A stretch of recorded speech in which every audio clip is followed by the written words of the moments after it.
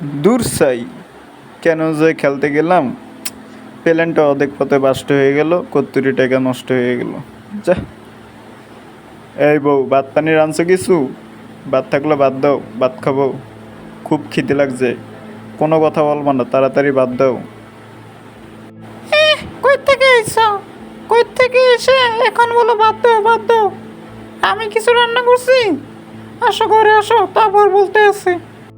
এই যে তুমি আমার বাবার থেকে টাকা নিয়েছিলে, ওইগুলো নিয়ে কি করছিলে?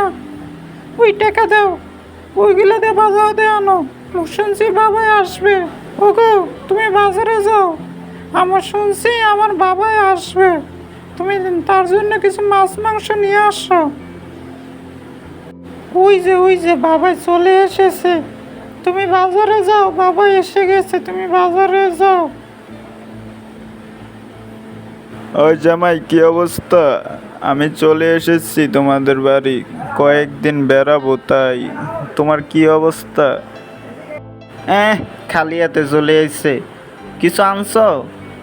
এই যে মায়ের বাড়ি আইছো, কিছু নিয়ে আইছো? জামাইয়ের জন্য কিছু আনছো? মেয়ের জন্য কিছু আনছো? ওগো জামাই, আমি যা টাকা পয়সা ছিল সব তো তোমাকে দিয়ে দিলাম, এখন আমার কিছু টাকা দিও। বাবা, আপনি আগে ঘরে আসেন, কিছু খান, ভাত পানি খান, আমি বাজারে যাই, কিছু আনি, আপনি ঘরে বসে একটু রেস্ট নেন, আসেন। শোনেন বাবা, আমার কাছে এখন কোনো টাকা পয়সা নাই। আমি যে বিমানটা চালাইতাম, ওই বিমানটা নষ্ট হয়ে গেছে। হায় রে জামাই, কি কইলা?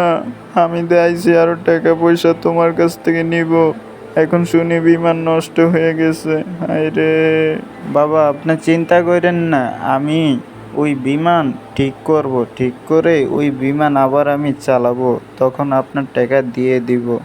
আপনি কান্না করবেন না বাবা, আমি বলছি না টাকা দিয়ে দিব, আমি সত্য বিমান ঠিক করে টাকা দিয়ে দিব।